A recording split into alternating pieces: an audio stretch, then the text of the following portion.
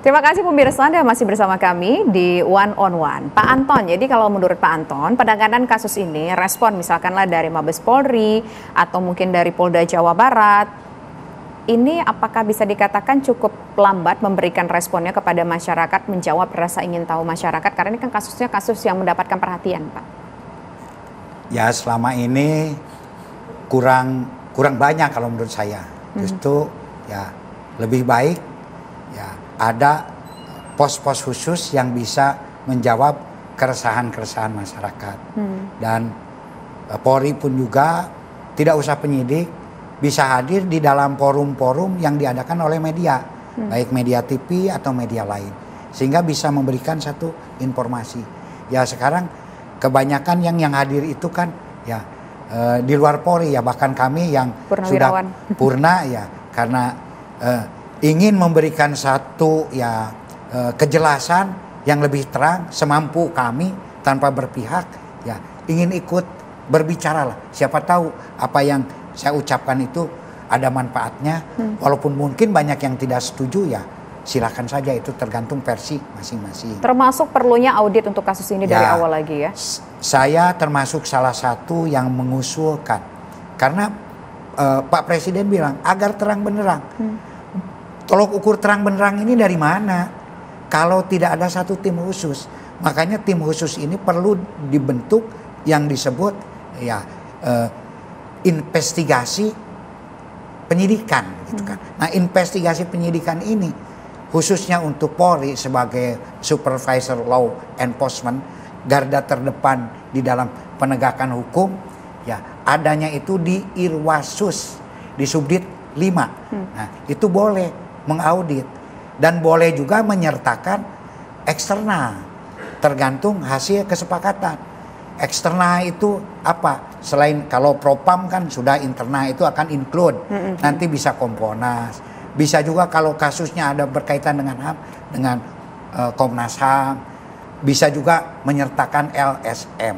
Dan juga karena ini sudah menjadi sebuah keputusan criminal justice system. Criminal justice system itu adalah 3 ranah, yaitu ada Polri, ada jaksa sebagai penuntut, dan ada hakim. Silahkan masing-masing juga mengadakan ya investigasi. Kalau di kejaksaan investigasi penuntutan. Nah, kalau di hakim ada KY. Nah, jadi di sini sehingga nanti akan tidak menimbulkan lagi tanda tanya dan kecurigaan-kecurigaan dari masyarakat. Karena apapun juga sekarang seperti Mbak katakan, ini era medsos, nggak bisa. Kalau tidak ditampung, ini akan jadi opini liar.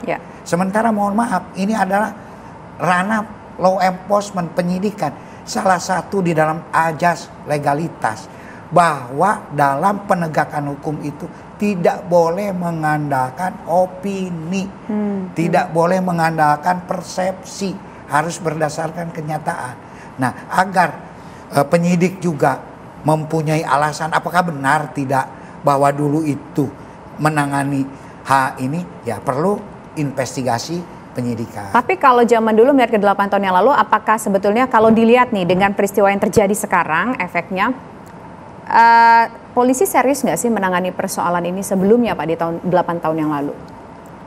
Saya kira cukup serius.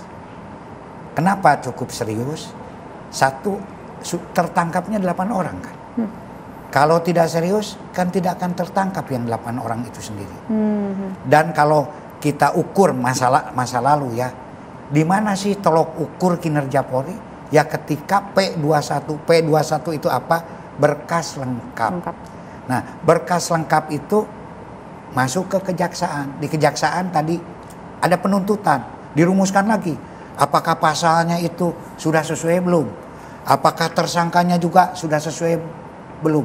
Jaksa juga berhak.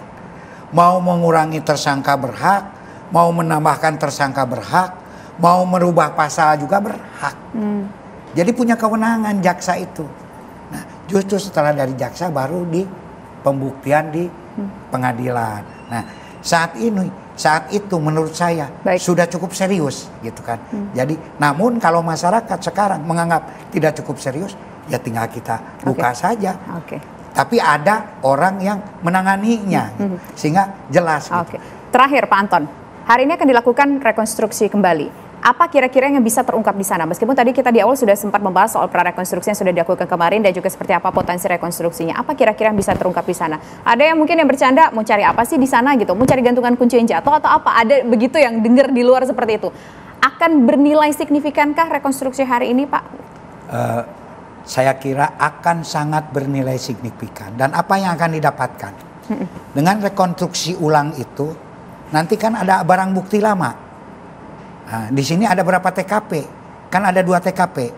Satu TKP di flyover, satu lagi TKP di showroom. Nah, mungkin ini bisa berhari-hari nih. Nah, TKP di showroom apa saja? Ini TKP di showroom. Ini barang buktinya apa? Di mana saat itu letaknya? Apa saja yang ditemukan di sana? Itu akan merekonstruksi alat-alat bukti. Yang kedua, akan merekonstruksi juga peran masing-masing. Kan sekarang yang 5 orang mengatakan tidak pernah melakukan. Nah, terus juga akan membuktikan juga betul enggak ini 11 atau 9. Nah, ini pun juga akan terungkap di sana. Kalau memang ada 2 makhluk tersebut gitu kan, pasti ada perannya. Dia sedang jongkok, dia sedang berdiri, dia bagaimana, kan akan jelas di rekonstruksi tersebut. Jadi sangat signifikan. Bahkan kalau perlu terus berulang-ulang gitu kan. Oke, baik. Terima kasih Pak Anton Carlyan. Kita berharap agar peristiwa pembunuhan Vina dan Eki yang terjadi 8 tahun silam itu pemirsa bisa mendapatkan titik terangnya, bisa menangkap pelaku-pelakunya yang mungkin kalau memang masih ada dua lagi bisa tertangkap, dan juga untuk membuktikan apakah DPO yang sudah ditangkap ini apakah betul pelakunya atau bukan. Kita berharap yang terbaik tentunya untuk kasus pembunuhan ini pemirsa agar bisa terungkap sejelas-jelasnya. Saya Tisa Noveni undur diri, terima kasih, selamat malam, sampai jumpa. Terima kasih Pak Anton.